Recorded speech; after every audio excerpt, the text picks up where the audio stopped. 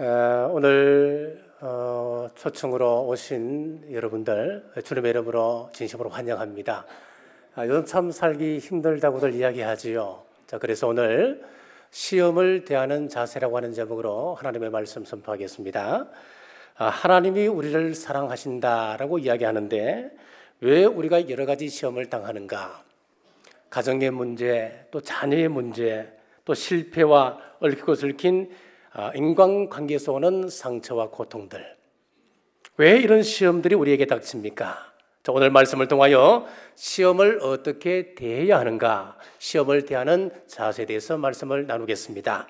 시험을 대하는 자세 첫 번째는 시험에 넘어지는 것은 욕심 때문임을 분명히 아셔야 합니다. 14절 말씀입니다. 오직 각 사람이 시험을 받는 것은 자기 욕심에 끌려 미혹됨이니. 욕심은 참 무서운 것입니다. 세상의 모든 사건을 정리해보면 한 단어로 요약할 수가 있겠지요. 바로 욕심입니다. 더 가지기 위하여, 더 올라가기 위하여, 더 누리기 위하여 한없이 올라가려 합니다. 그러다 보니 부정한 길을 걷게 되고 결국은 파멸에 이릅니다. 이스라엘의 초대왕 사울을 보십시오. 키도 장대하고 인물도 출중했습니다. 그의 성품 또한 참 온유했고 그의 인품 또한 훌륭한 인품이었습니다. 그러나 욕심 때문에 망해버렸던 사람이었습니다. 사무엘상 15장에 보면 아말렉과의 전투가 나오는데 전투를 나가는 그에게 사무엘 선지자가 아말렉을 완전히 멸하라라고 하나님의 뜻을 전했습니다. 그들을 도말해야 할 이유가 있습니다. 아말렉은 하나님의 구원받은 백성들, 그들이 출애굽을 하여 가나안 땅에 들어갈 때에 끝까지 쫓아가며 방해했던 사람들이었습니다. 연약한 사람들을 뒤에 쫓아가며 죽였던 사람들이 바로 이들이었습니다. 하나님의 백성들을 방해하고 신앙생활을 하는데 앞을 가로막고 어려움을 주는 사람들에게는 우리 하나님께서 결코 침묵하지 않으십니다. 그렇기 때문에 성경은 분명히 우리에게 이렇게 경고를 하고 있습니다. 성도를 미혹하는 사탄 마귀를 우리 하나님께서 절대 그냥 두지 않는 겁니다. 예표적으로 보여주는 겁니다. 우리 예수님께서 이 땅에 재림하실 때 최후 심판이 있습니다. 그때 그들을 무적행에 가두신다. 성경은 우리에게 말씀합니다. 그러므로 하나님의 백성들 또한 다른 사람의 신앙을 방해하시면 안 됩니다.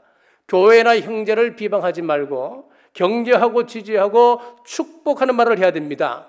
이것은 의도적으로라도 훈련해야 할 부분입니다. 그런데 사울은 전쟁에서 승리한 이후에 아말렉 왕을 살려줍니다. 그리고 가축들이 너무 탑이나 좋은 것을 따로 구분합니다. 그리고 그것을 전리품으로 끌고 오는 것이었습니다. 욕심 때문에 하나님의 말씀을 거역하였습니다. 그 이후에 어떻게 되는지 보십시오. 시간이 흘러서 블레셋과의 전투가 벌어졌습니다. 블레셋과의 전투에서 이 사울 왕이 패하게 되고 이방인들 손에 죽는 것보다는 스스로 목숨을 끊는 게 좋다. 그래서 자살을 택하지요. 죽었던 그 시체에서 사울 왕의 왕관을 벗기는 사람이 누구겠습니까? 블레셋과의 전투라면 당연히 블레셋 사람이 왕관을 벗겨야 되잖아요. 그런데 사무엘하 1장에 보니까 블레셋 사람이 사울 왕의 왕관을 벗겨가는 것이 아니고 아말렉 사람이 사울 왕의 왕관을 벗기는 거예요. 이것은 영적으로 굉장히 중요한 의미를 갖습니다. 아말렉은 사탄 마귀를 의미합니다. 기회가 있을 때 아말렉을 도말하지 아니하면 결국 아말렉에게 우리의 왕권을 뺏길 수밖에 없다. 하나님께서 우리에게 기업으로 주신 그 유업을 누릴 수 없다고 하는 것을 우리에게 보여주는 예표적인 사건입니다. 죄를 잉태하는 과정을 보면 보통 6단계를 가지고 이야기합니다. 첫 번째 단계는 보고 듣는 단계입니다. 세상에 볼 것이 참 많이 있는데 꼭 나쁜 것만 보는 사람이 있습니다. 세상에 좋은 음악이 얼마나 많습니까? 그런데 꼭 마귀 음악을 듣는 사람이 있다는 이야기지요. 하와가 실과를 먹으면 하나님처럼 된다고 하는 소리를 듣고 보니까 정말로 그 실과가 아름답게 보입니다. 먹음직스럽게 보입니다. 탐스럽게 보이기 시작하는 겁니다. 안 먹고는 견딜 수가 없는 것입니다. 그래서 우리의 유혹의 처음 시작은 보고 듣는 데서 시작합니다. 두 번째 단계는 보고 듣는 것으로 끝나는 것이 아니고 비디오 촬영을 하듯이 보고 듣는 것이 우리 속에 그대로 녹화가 되어져 버립니다. 그래서 회심을 한다 해도 하루아침에 그 사람의 삶이 완전히 변하는 것은 아닌 것입니다. 문득문득 과거의 나쁜 행실들이 회상을 하게 되고 떠오르기 시작하는 겁니다. 그러므로 보고 듣는 것 조심해야 됩니다. 시편 1편의 말씀이 어떤 말씀입니까? 이를 두고 한 말씀입니다. 복 있는 사람이라고 하는 것은 악인의 꾀를 쫓지 아니하고 죄인의 길에 서지 아니하고 오만한 자의 자리에 앉지 아니한다.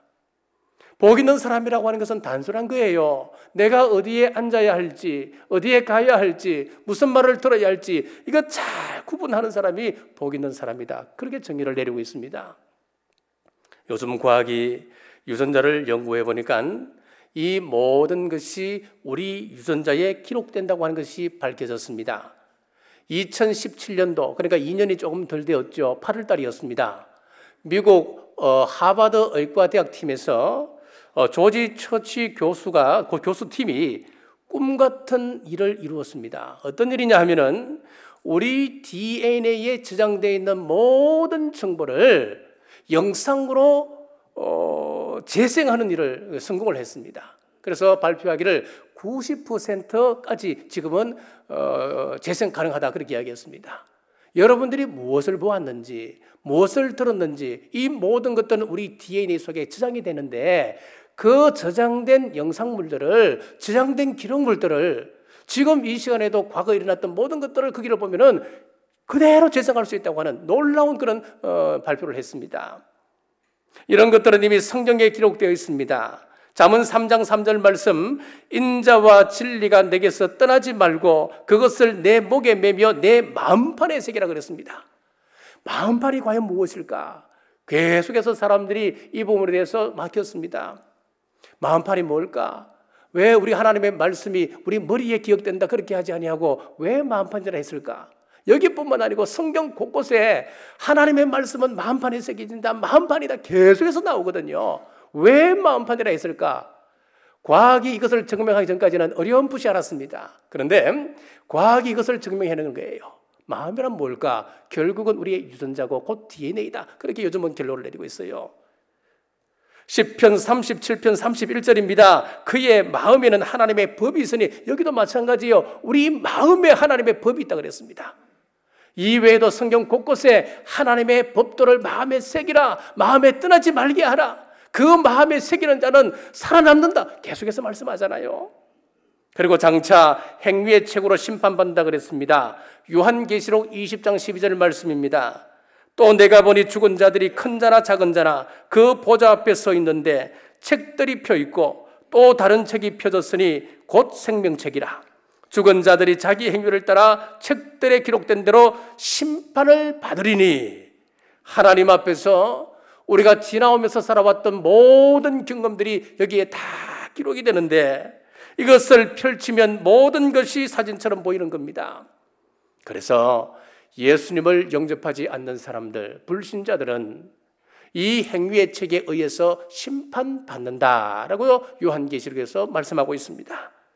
세 번째 단계는 우리 머리에 녹음된 기억을 한 번씩 슬쩍 끄집어내어서 상상하는 단계입니다. 마치 USB를 컴퓨터에 접속을 하면은 영상물이 재생되듯이 내 속에 기록된 내용을 자꾸 끄집어내어 보기 때문에 못된 것을 상상하게 됩니다. 자꾸 상상하면 네 번째 단계로 넘어가는데 그것을 갖고 싶다. 나도 그것 한번 해보고 싶다. 욕구가 생기기 시작합니다. 다섯 번째 단계는 마음으로 결정하는 단계입니다. 마음으로 결정하는 단계를 우리 예수님께서는 이미 행동한 것으로 간주를 하십니다. 구약시대 때는 우리가 행동을 하고 결과물을 보고 그 사람은 죄인이다, 그 사람은 율법을 어겼다라고 이야기를 했습니다만은 우리 예수님께서는 한 걸음 더 나아가서 마음으로 미워만 해도 이미 살인한 사람이다라고 했습니다. 음욕을 마음에 품기만 해도 그 사람은 가늠한 사람이다라고 했습니다. 우리 예수님께서는 이미 마음으로 결정한 상태를 행동으로 보시기 때문에 그렇습니다. 그리고 마지막 여섯 번째, 이렇게 마음으로 결정하면 행동을 하게 된다고 하는 겁니다. 자, 이렇게 우리 죄를 잉태하는 과정은 6가지로 나눠볼 수가 있는데, 이러한 유혹은 어디에서 시작하느냐 하니까 오늘 본문 15절 말씀입니다. 욕심이 잉태한 적 죄를 낳고 죄가 장성한 적 사망을 낳느니라. 욕심에서부터 시작한다라고 말씀하고 있습니다.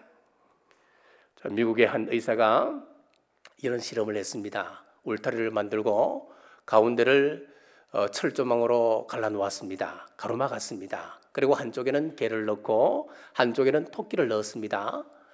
그리고 이제 이 개에게 허기를 겨우 멸할 정도의 음식을 공급을 해주는 거예요. 그러니까 이 개가 얼마나 배가 고프겠습니까? 그 배 고프던 차에 철조망 넘어보니까 자기 사냥거리인 토끼가 뛰어다니고 있거든요. 그러니까 배고픈 차에 얼마나 욕구 불만이 일어나겠습니까? 그래서 그 토끼를 잡기 위해서 미친 듯이 짖기 시작하는 겁니다. 몇 달 후에 건강을 조사해 보니까 토끼는 늘 공포심에서 위장 장애가 일어났고, 그래서 소화를 못 시킵니다. 그리고 개는 자기 앞에 사냥거리가 있지만은 잡아먹지 못하는 욕구 불만으로 인해서 맥이 쭉 빠져 있는 거예요. 그래서 두 동물을 해부를 해보니까 토끼나 개나 동일하게 위장장애, 심장, 그리고 신장 등 간장 여러 장기 기관들이 상해 있었다고 하는 겁니다. 자, 이번에는 또 다른 시험을 합니다. 중간에 철조망을 치웠습니다. 치우고 그 안에 개만 넣었습니다. 개만 넣고 전과 똑같이 겨우 허기를 면할 정도의 음식만 공급을 해주었습니다. 역시 배가 고픕니다. 그리고 몇 달 후에 그 개를 해보니까 놀라운 결과가 일어났습니다. 내장 기능이 정상적이었고 깨끗해져 있었다고 하는 거예요. 이것은 무슨 이야기냐 하면은 욕심이 있었을 때와 욕심이 없었을 때 상태가 다르더라고 하는 이야기입니다. 앞에 토끼가 있을 때는 잡아먹고 싶은 욕심 때문에 심장과 간장과 위 이런 내장 기관들이 전부 다 상해 있었습니다. 하지만 안 보이니까 욕심 자체도 없었던 거예요. 이것은 신앙세계도 동일합니다. 요즘 기복신앙 많이들 이야기하지요. 이 기복신앙이라고 하는 것은 뭐냐 하면 간단합니다. 하나님께서 저와 여러분들을 향한 뜻이 있으세요. 저를 향한 기대가 있으시고 여러분들을 향한 기대가 있으시고 우리 경주 남부교회를 향한 하나님의 분명한 기대가 있으십니다. 기대가 있는데 복만 구하는 겁니다. 하나님의 뜻은 안중에도 없는 겁니다. 하나님의 기대는 안중에도 없는 겁니다. 오로지 내가 추구하고자 하는 그거 그냥 따라가는 거예요. 이게 기복신앙이에요. 형태가 어떻게 나타납니까? 어떤 데는 돈이라고 하는 형태가 나타나고 명예라고 하는 형태도 나타나기 시작하는 거예요. 왜 기복주의가 생기느냐? 그 근본 원인을 살펴보면 역시 거기도 욕심이라고 하는 거예요. 그래서 야고보 사도는 16절에서 이렇게 경고하고 있습니다. 내 사랑하는 형제들아 속지 말라 그랬습니다. 욕심으로 무엇을 얻고 욕심으로 무엇을 이루어간다. 이 말에 속지 마시길 주의 이름으로 축복합니다. 시험을 대하는 자세 두 번째는 시험에 넘어간 뒤 책임을 하나님께 돌려서는 안 됩니다. 13절 상반절입니다. 사람이 시험을 받을 때에 내가 하나님께 시험을 받는다 하지 말지니. 자, 학교에서 시험을 치는 이유가 무엇입니까? 그것은 실력을 평가하기 위해서였지요. 그런데 시험을 칠 때 한 학생이 부정행위를 했고 적발이 되어서 처벌을 받게 되었습니다. 그런데 그 학생이 이렇게 이야기하는 겁니다. 내가 이렇게 처벌을 받게 된 것은 학교에서 시험을 쳤기 때문이다. 만약에 학교에서 시험을 치지 않았다면 내가 이런 꼴을 당하지도 않았을 텐데, 그러므로 원인 제공을 한 시험을 친 학교의 모든 책임이 있다. 여러분, 이렇게 이야기할 수는 없는 것이죠. 마찬가지로 우리가 하나님께서 우리에게 시험을 허락하신 것은 우리를 복되게 하기 위함입니다. 시험을 통해서 우리를 옳다 인정하기 위해서 시험을 주십니다. 약속하신 생명의 면류관을 우리에게 허락하시고자 시험을 주십니다. 그래서 12절을 보십시오. 시험을 참는 자는 복이 있나니 이는 시련을 견디어낸 자가 주께서 자기를 사랑하는 자들에게 약속하신 생명의 면류관을 얻을 것이기 때문이라. 그렇게 말씀합니다. 자, 그런데 내가 부족해서 시험에 빠지고서는 하나님을 원망하지는 않습니까? 우리가 하나님을 원망했던 일이 한두 번이었겠습니까? 여러분은 어떻습니까? 원망하고 계시진 않으신지요? 다윗을 보십시오. 엄청난 큰 죄를 저질렀던 사람이었습니다. 우리아의 아내 바세바를 범했던 사람입니다. 완전 범죄로 가장하기 위해서 그의 남편인 우리아를 최전선에 보내서 죽게 만들었습니다. 이 사실이 하나님이 모르시겠습니까? 이 사실을. 나단 선지자를 보내어서 질책을 합니다. 그때 다윗이 그 여편네가 정숙치 못하게 그 시간에 밖에서 목욕했기 때문에 내가 시험을 당한 것 아니요. 아니 그런 상황에서 안 넘어갈 남자 있으면 나오라고 해봐요. 당신 같으면 여자가 작정하고 그렇게 달라드는데 안 넘어갈 자신 있어? 이렇게 인간의 본성 탓으로 돌리지 않았습니다. 또 하나님은 시간을 주장하십니다. 우리의 생사화복을 섭리하시는 하나님이십니다. 모든 사건 앞에는 하나님의 섭리가 있습니다. 그런 하나님이 왜 하필이면 그 시간에 내가 일어나게 해서 왕궁기를 걷게 하셨습니까? 그 시간에 걷게 하셨으니까 이것은 하나님 책임이죠.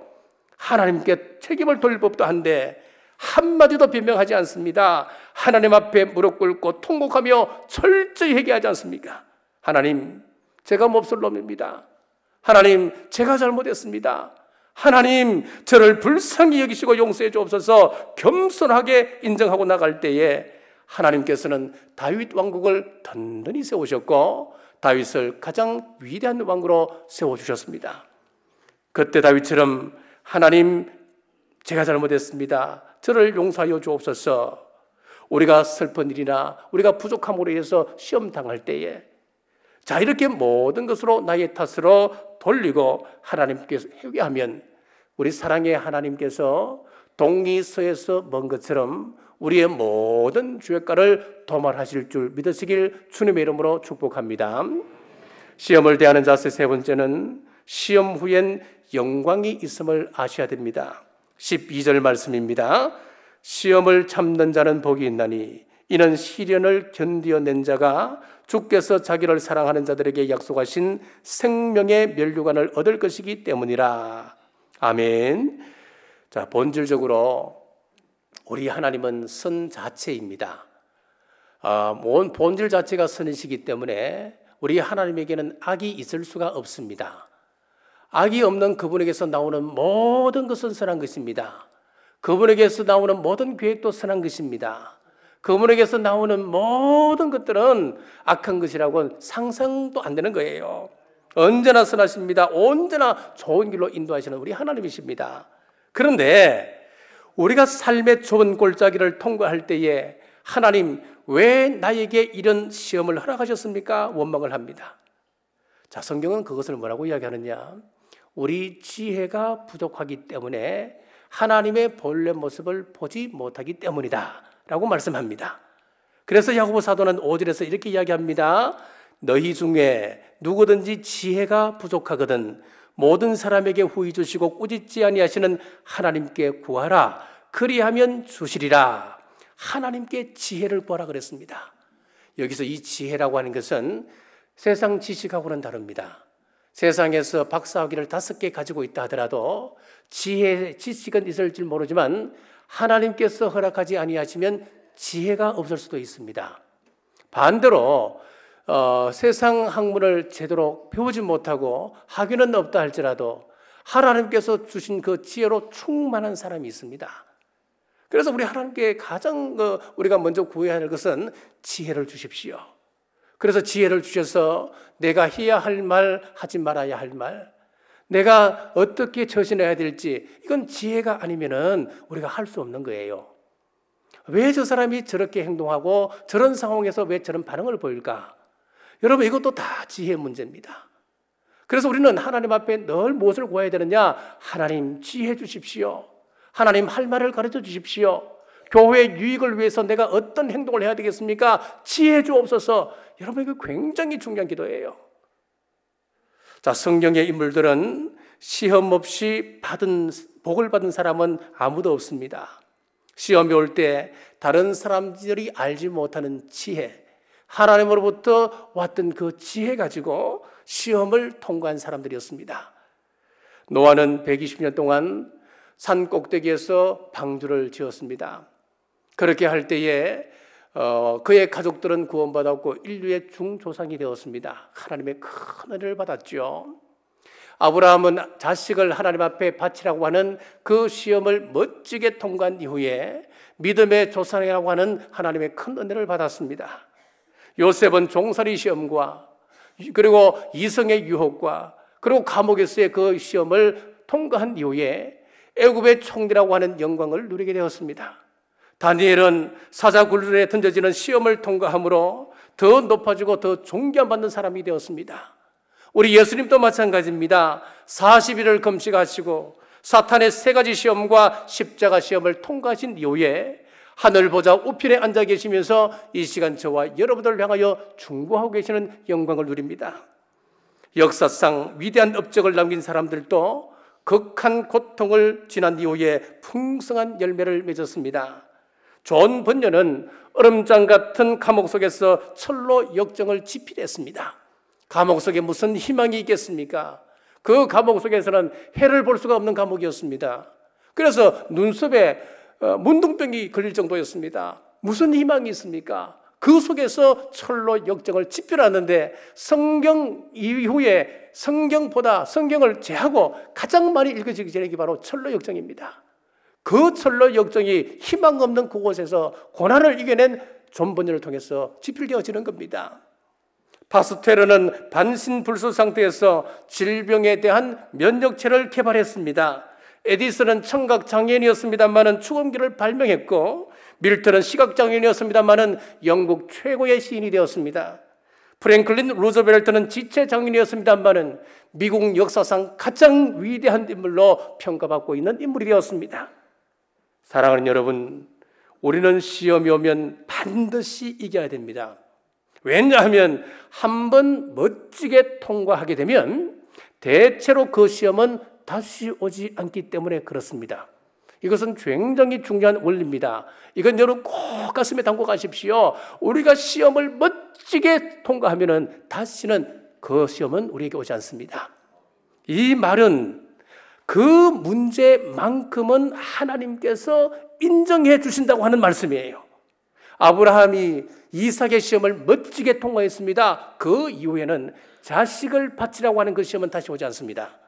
요셉에게 정욕의 시험이 왔습니다. 멋지게 통과했습니다. 다시 그에게 정욕으로 인한 그런 시험은 오지 않습니다. 다니엘에게도 마찬가지입니다. 기도의 시험 얼마나 큰 시험이었습니까? 사자굴에 던져지는 그 시험을 통과했을 때에 그가 몇 대를 걸쳐서 총대를 하면서도 다시는 그에게 기도와 같은 그런 시험은 오지 않는 거예요.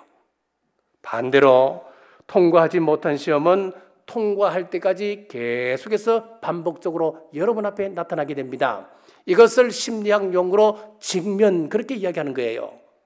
물질의 시험에 실패하면 물질의 시험을 이길 때까지 여러분 앞에 계속해서 나타날 겁니다. 정욕의 시험에 실패하면 늘 여자 문제, 늘 남자 문제 때문에 어려움을 겪고 그 시험에서 승리할 때까지 어느 곳에든 그 문제로 넘어지게 되어 있습니다. 명예에 대한 시험 실패하면 늘 자리 문제 때문에 얼굴을 붉히고 갈등을 합니다.